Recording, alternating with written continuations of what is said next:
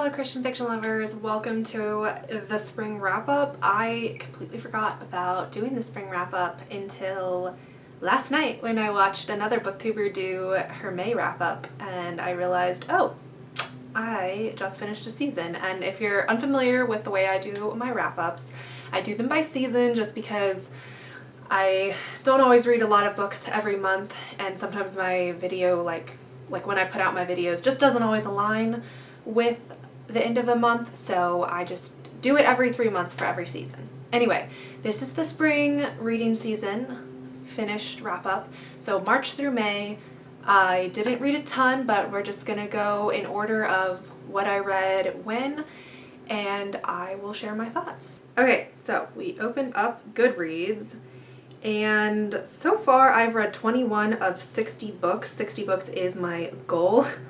I'm 4 books behind schedule. I shared a video recently where I talked about this aggressive reading slump I've been in. Feel free to listen to that if you want to get some more context, but hopefully maybe we're going to catch up, but no pressure. Anyway, I did a TBR video in March to kind of try and excite myself to read again. It somewhat worked. Anyway, check that out if you want to see more about each one of these books. But I started off by reading A Heart's Disguise and A Heart's Obsession by Colleen Coble. And I basically got these books. They're the first in a series of novellas. And I just wanted to read something by Colleen Coble because I've seen her thing, like her work in the Christian book world, and maybe I'll try her again. Long story short, I didn't like these books. They were absolute 2-star reads. Might even call them 1-star looking back. The main characters were just, they were not it. It was not a good read, and I don't even recommend looking into them. I did not even finish the second one, I don't think. After that, I read How the Light Gets In by Jolina Petershaim. Loved it. It was a 5-star read. I've talked about it a couple of times on my channel. I have a whole review on it, but it was so refreshing to read a book that just absolutely like captivated me and just like glued me to my seat and like was just, I could not stop reading it. I loved it so much and I highly recommend it. It's unlike most of the books I read. I read a lot of historical fiction, and this was a contemporary that was loosely based off of the Book of Ruth in the Bible, and I do love a good biblical retelling. It was a loose retelling, I will say that. Then I read Daughter of Rome by Tessa Afshar. Another brilliant read. Tessa Afshar, I want to read more of her work. I've read 2 of her biblical fiction books now, and both of them have just opened my eyes to this world of the New Testament church after Jesus ascended and the Apostle Paul like started his ministry. Just, whew, it really like challenged me in the way I interact with my church and just not like checking the blocks with God at church. So beautiful. And the characters of Priscilla and Aquila, because that is who it follows. That's what Daughter of Rome follows. I loved learning more about them. I did not know a ton of their history besides what I'd read in the book of Acts, and it was brilliant. I think that's the word I would use for it. It was brilliant. Then I read The Boys by Ron Howard and his brother Clint Howard. They were both child actors. You might know Ron Howard from The Andy Griffith Show. That was the one I saw him in. What other show was he in? Was he in Happy Days? Yeah, he was in Happy Days. I didn't watch Happy Days, but I did watch The Andy Griffith Show and loved it.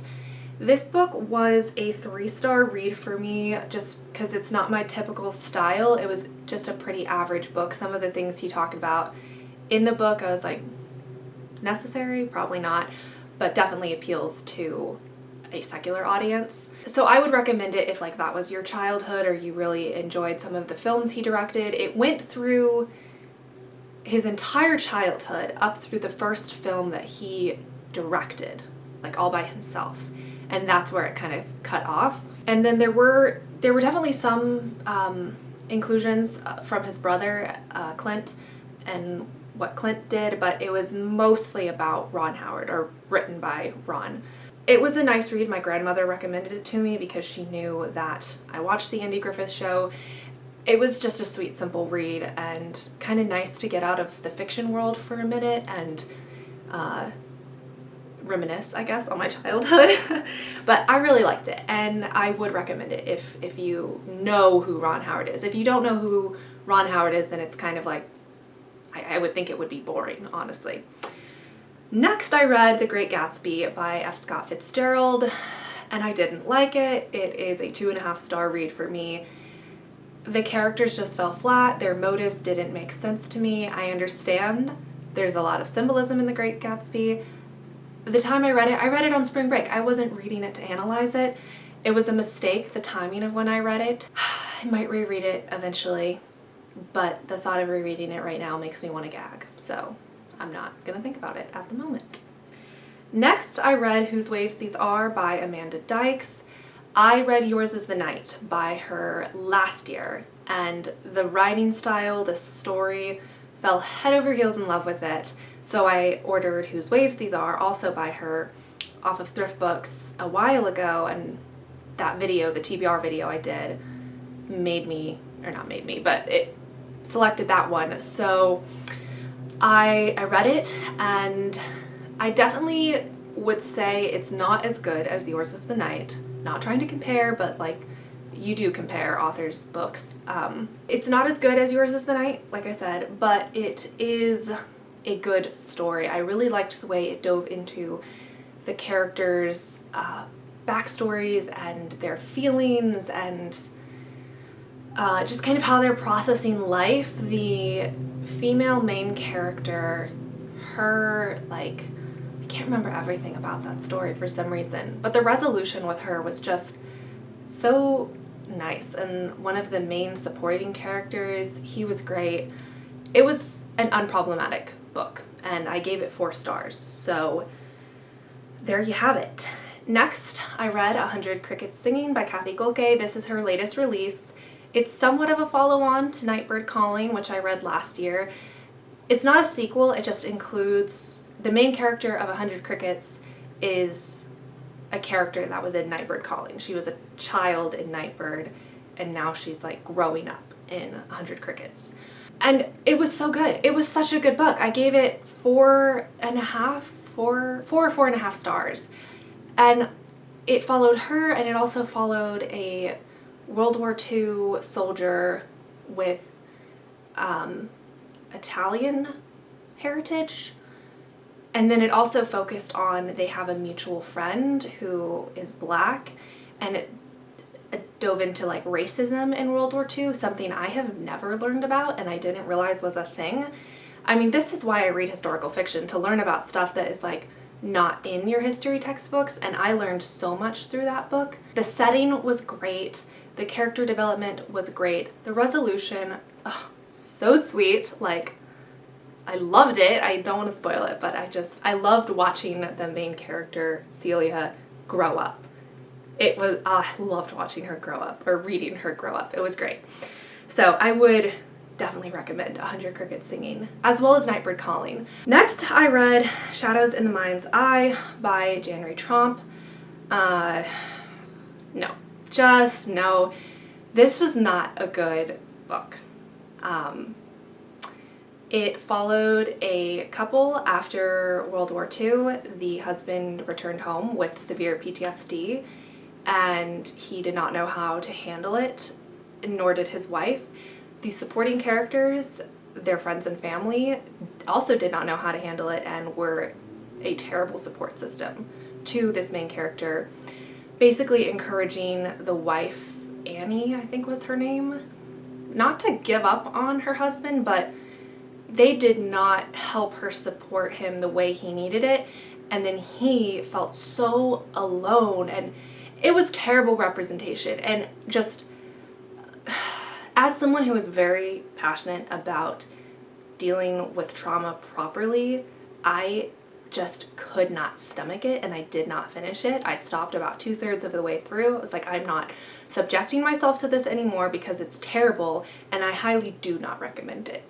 I have a feeling people are going to keep talking about it because, like, PTSD is a pretty big subject, and like it does need to be talked about more and written into more books, but this was not the way to do it. And unfortunately, I have seen authors that I admire really praising this book, and I just don't get it. I don't.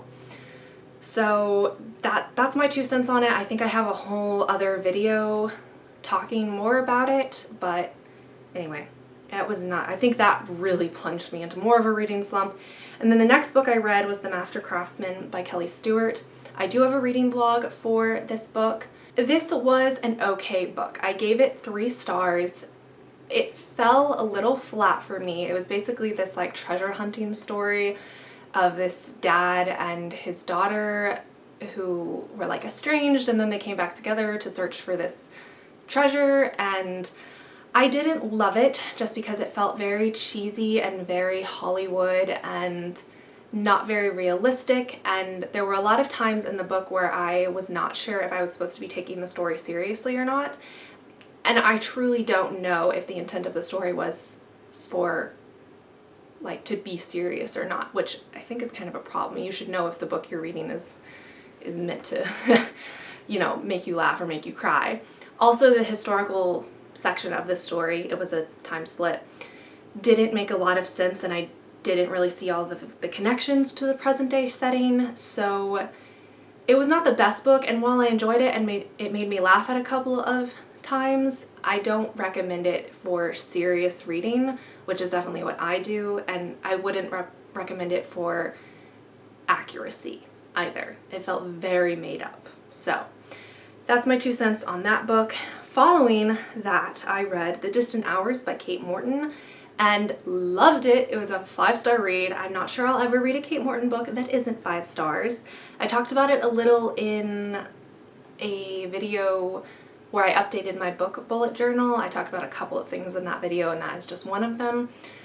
But it was really good. The characters were so amazing, and for some reason, I don't know why I did this, after I finished it, I decided to go on Goodreads and read the reviews. I literally never do that. I never read other people's reviews unless it's on a book that I'm really unsure about buying. I rarely go and read people's thoughts on a book that I've already read, but for some reason I did, and then I saw all these comments of people saying that they didn't like it, and it really made me rethink my thoughts on it. But then I came to the conclusion that it's my feelings on the book, so it doesn't matter what they said. I loved it, and I would recommend it. It was definitely dark. The ending was pretty dark, but it's a mystery, and it's really cool.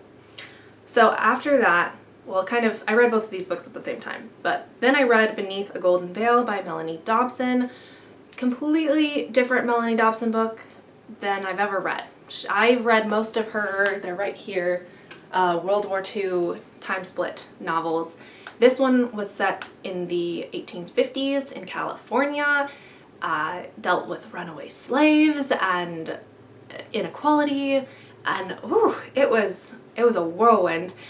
And I liked it, but it wasn't my most favorite book ever. I gave it 3.5 stars, I think. The 2 main characters were pretty well put together and they developed pretty well, but I would recommend it if you like Melanie Dobson and you like a good slavery story with justice at the end. The resolution was definitely rushed, but I've found that in a couple of her books that the resolution is rushed. Other than that, it was a good story. I don't want to sound like I'm picking it apart. I did like it, and it was just a pretty average book for me. Okay, well that is my March through May spring reading wrap up. That was, I did not count how many books that was, but it was not as many as normal, but I did read, so that is a good thing. I might be doing a summer TBR video, but definitely at the end of August, beginning of September, expect the summer reading wrap up. Fingers crossed we'll get more books on it, but thank you so much for watching this. Let me know what books you read this spring and what your favorite was. My favorite was definitely How the Light Gets In by Jolina Petershaim. Would love to chat about what you read this spring in the comments, but thank you so much for watching this video. If you liked it, don't forget to give it a like, and if you want to see more content like this, go ahead and subscribe, and I will see you in my next video, whatever that is. Until then, bye!